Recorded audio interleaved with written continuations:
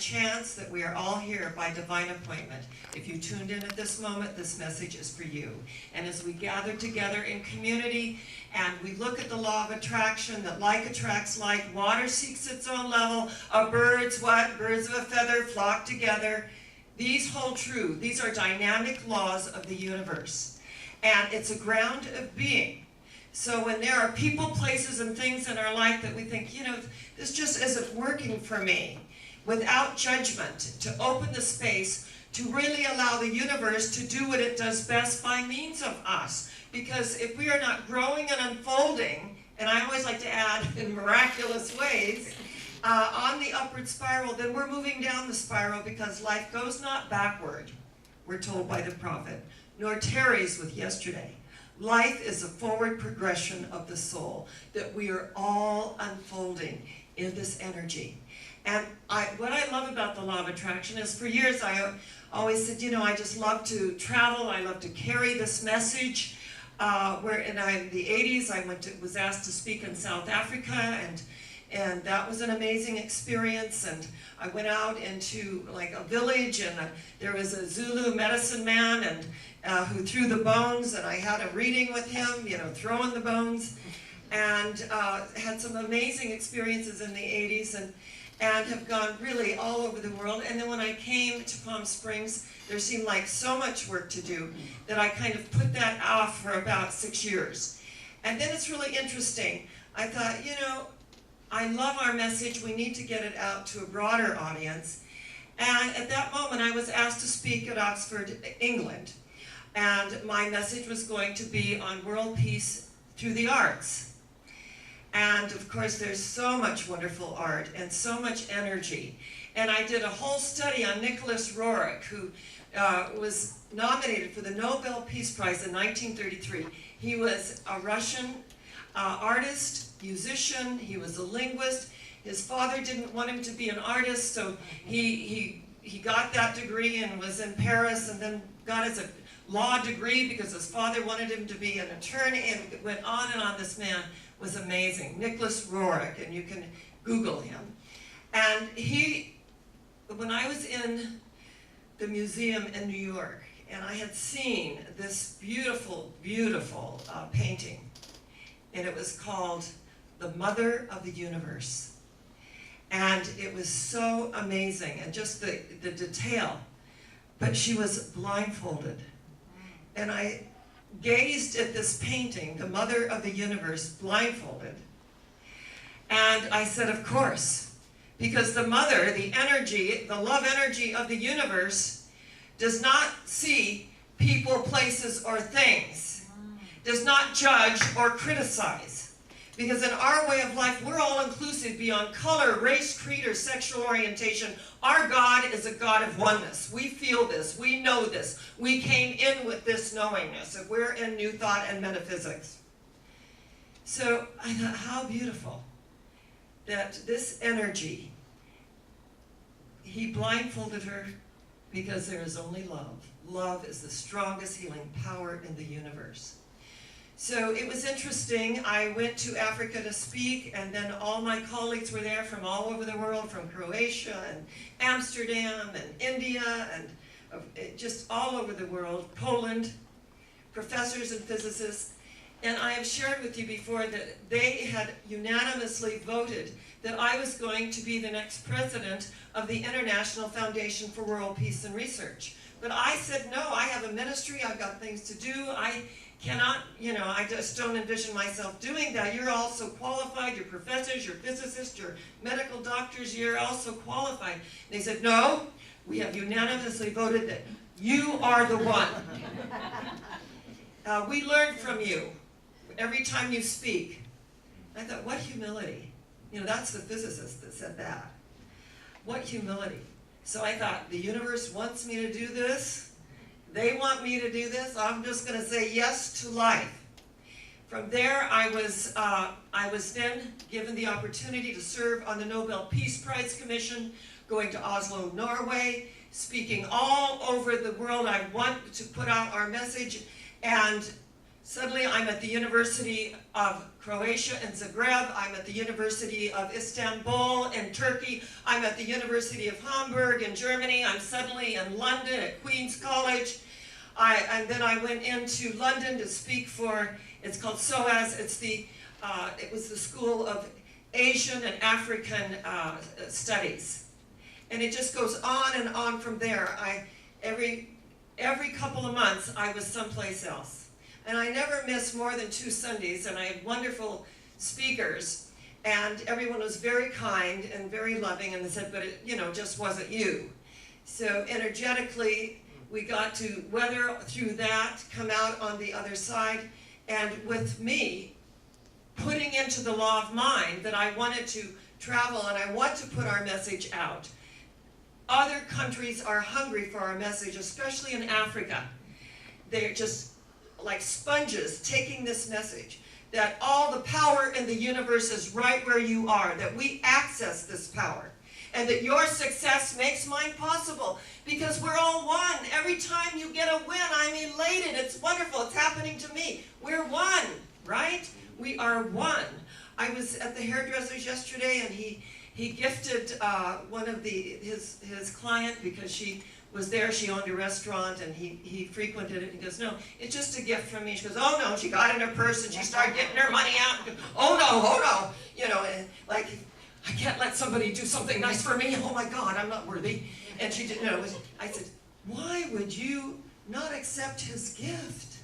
This is the universe and the law of circulation giving you a gift. Why would you say no to the universe? Because if you say no to the universe enough times, the universe says, well, why should we give to her? She always says no. She doesn't accept her gift. She said, so she put it back in. She goes, And he goes, I wouldn't have accepted it anyway. And I said, what a wonderful opportunity to receive, because it's just as blessed to receive as it is to give, because what is it doing? It's keeping the law of circulation going. It's keeping that energy going. But we have been trained in our society, right, that it's more blessed to give than receive. Believe me, I did that for years, and it's kind of a control issue as well. It's that you're the one that's giving, and but to open to and let the floodgates pour in, pressed down, shaken together, and flowing over into every area of our life. I never dreamed, in putting it out there, that I would be paid to go all over the world and do what I love and love what I do, which is no greater combination in life than that. And to, stay a while longer. So I was speaking in Germany, and I had a week between Germany and going to, I had spoken in Scotland, and I had a week before I was to speak in Germany. So I was going to stay with my dear friend, Doctors Without Borders, Dr. Danny Schumad, who was born in Tehran, went to Hamburg, Germany, and became the chief of staff of the Hamburg hospital. And so I had a week in between. It was going to be, this is 2 years ago, it was going to be a new decade for me.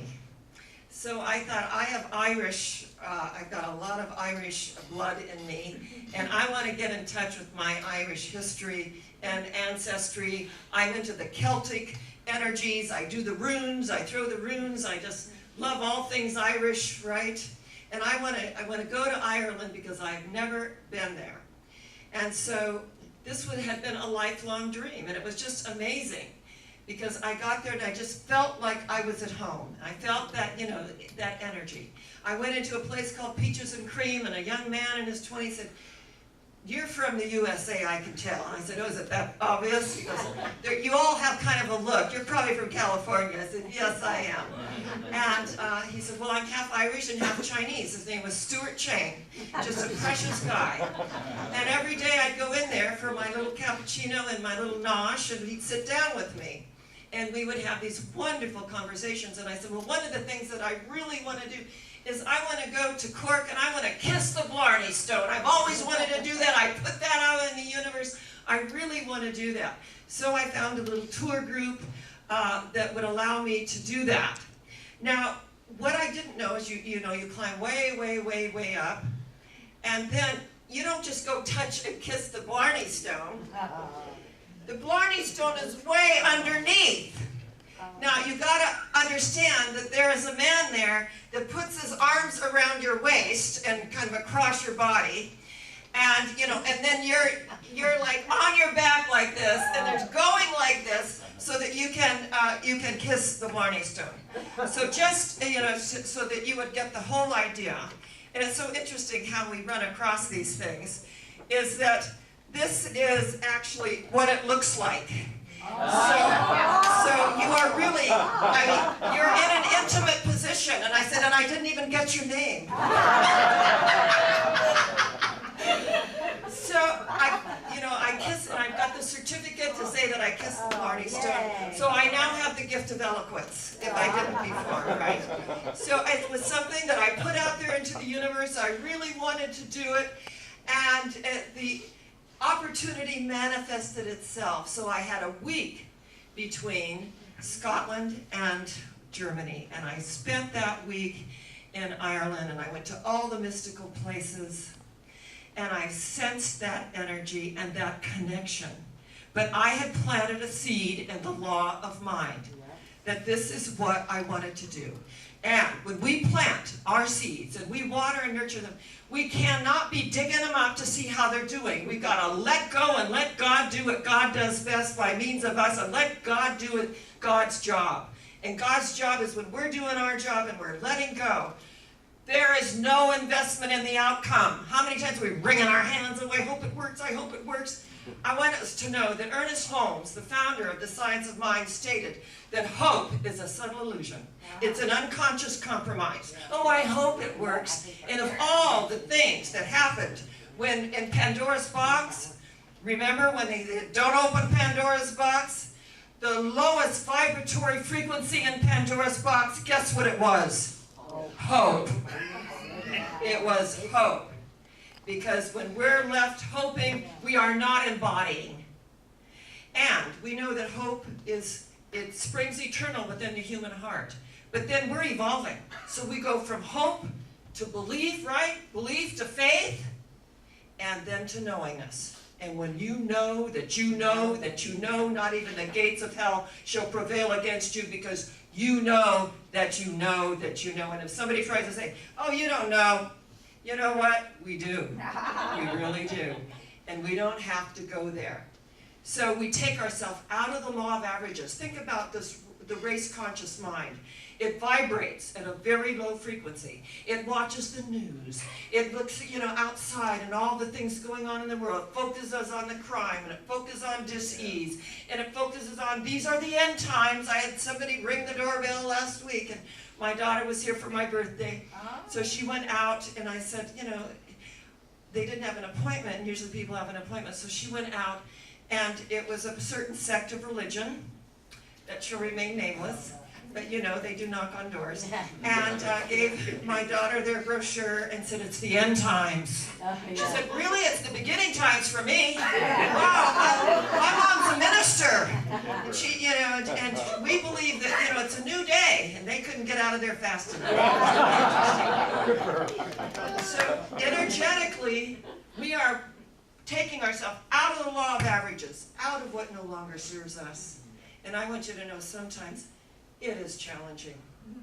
And, we all have our political views and all of that, but you got to just let that go. And just know that as we open the space to allow the energies of the universe to flow through us, that we don't need to judge outside of ourselves. The only thing we need to do is love ourselves more so it spills out onto others and their energy field. And that if whatever it is that we are placing in the law of mind, whatever it is that we want to do, we're worthy of it, we deserve it, and we say, thank you, Father, Mother, God. And when someone gives you a gift, you don't say, oh, no, I can't. Oh, you shouldn't have, you shouldn't have. Yes, you should. And don't should on yourself anyway. Right? So we keep opening the space, and we say, thank you. Thank you. What a wonderful gift. I am so grateful. Thank you. We lead with gratitude.